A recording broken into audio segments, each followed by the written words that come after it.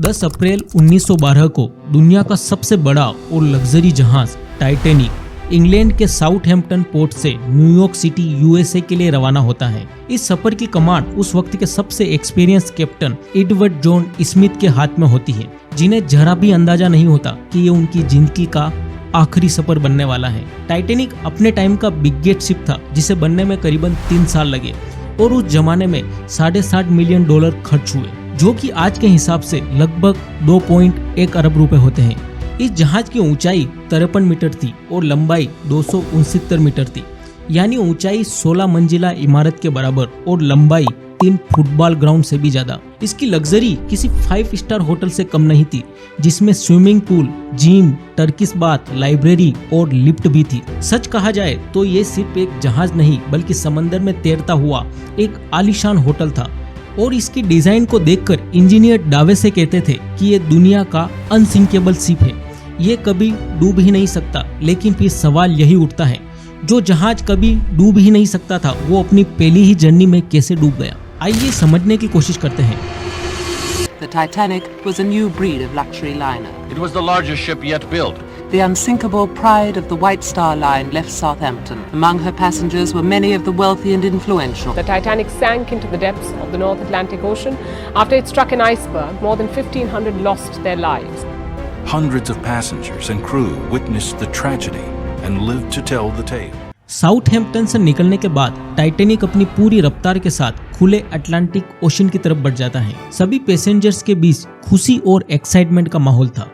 कुछ लोग सिर्फ सफर का मजा ले रहे होते हैं, तो कुछ ऐसे भी होते हैं जो यूरोप से अमेरिका जा रहे थे, एक नई जिंदगी शुरू करने का सपना लिए हुए। सफर के चौथे दिन यानी 14 अप्रैल 1912 सुबह करीबन 9 बजे टाइटैनिक के रेडियो रूम में एक वार्निंग मिलती है, जो करीब 800 किलोमीटर दूर मौजूद एक जहाज से भेजी गई थी। मैसेज में लिखा होता है कि इस एरिया में जगह जगह आइसबर्ग देखे गए हैं। ये मैसेज था अलर्ट करने के लिए, लेकिन कैप्टन स्मिथ इसे सीरियसली नहीं लेते और इस वार्निंग को इग्नोर कर देते हैं। कैप्टन का मानना था कि समंदर में ऐसे छोटे मोटे आइसबर्ग अक्सर दिख जाते हैं। इसके अलावा वो अपनी जहाज की मजबूती को लेकर भी पूरी तरह कॉन्फिडेंट थे। इसके बाद भी टाइटैनिक को लगातार एक के बाद एक 5 और वार्निंग्स मिलती है, लेकिन ना तो जहाज की स्पीड कम की जाती है और ना ही डायरेक्शन चेंज की जाती है। अब सवाल ये आता है कि इतनी मल्टीपल वार्निंग्स मिलने के बाद भी कोई एक्शन क्यों नहीं लिया गया? क्या जहाज में कोई ऐसा था जो जानबूझकर इन वार्निंग्स को इग्नोर कर रहा था? 14 अप्रैल की रात करीबन 10:30 बजे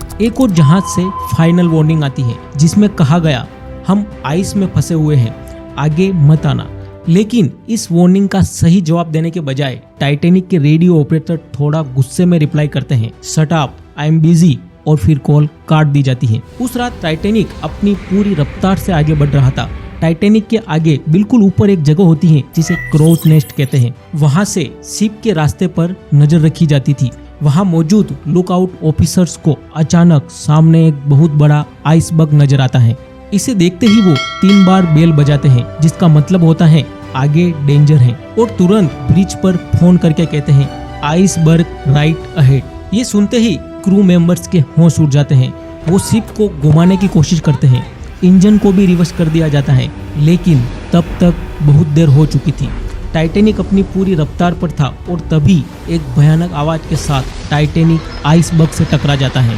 एक जोर का झटका महसूस होता है, लेकिन पैसेंजर्स इसे ज्यादा सीरियसली नहीं लेते। पर टाइटैनिक राइट साइड से डैमेज हो चुका था और उस डैमेज की वजह से शिप के अंदर धीरे धीरे पानी भरना शुरू हो जाता है। तब कैप्टन शिप के डिजाइनर थॉमस एंड्रूज को इंस्पेक्शन के लिए बुलाते हैं, जो खुद भी इसी शिप पर मौजूद थे। लेकिन एंड्रूज जो बताते हैं उसे सुनकर जहाज पर मौजूद हर एक आदमी के होश उड़ जाते हैं, क्योंकि अब तक सब यही समझ रहे थे कि ये जहाज अनसिंकेबल है, ये कभी डूब ही नहीं सकता। लेकिन ये सोच अब गलत साबित होने वाली थी। इंस्पेक्शन के बाद एंड्रूज बताते हैं कि ये शिप 1 से 2 घंटे के अंदर डूब जाएगा। ये सुनकर जहाज पर अफरा तफरी मच जाती है। पैसेंजर्स इधर उधर भागने लगते हैं। अभी भी कुछ लोग यही समझ रहे थे कि ये जहाज डूब नहीं सकता। आगे मैं आपको ये भी बताऊंगा कि उन्होंने ऐसा क्यों सोचा। इसके बाद कैप्टन बिना देर किए लाइफ बोट तैयार करने के ऑर्डर दे देते हैं और जहाज के वायरलेस ऑपरेटर्स दूसरे जहाजों से मदद के लिए इमरजेंसी सिग्नल भेजना शुरू कर देते हैं।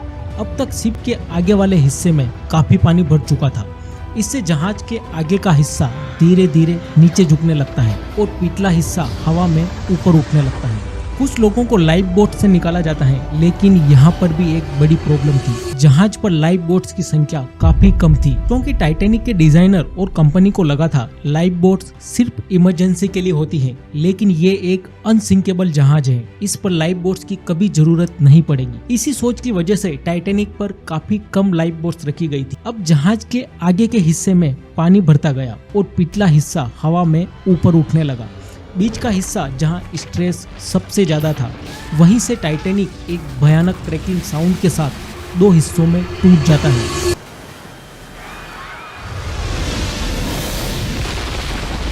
जैसे कोई लोहे का जहाज नहीं बल्कि मिट्टी का खिलौना हो। टूटने के बाद आगे का हिस्सा पानी में सीधा समंदर के नीचे चला गया। टाइटैनिक का पिछला हिस्सा अब पानी पर उल्टा बो जैसा खड़ा हो चुका था। जहाज का मुंह आसमान की तरफ और पिछला हिस्सा डेक दीवार की तरह सीधा। उसी सीधी होती हुई दीवार पर लोग अभी भी रेलिंग पकड़कर लटके हुए थे, लेकिन अब यह हिस्सा भी धीरे धीरे डूबने लगा। लोग जान बचाने के लिए पानी में कूदने लगे और जो बचे हुए थे वो शिप के साथ ही डूब गए।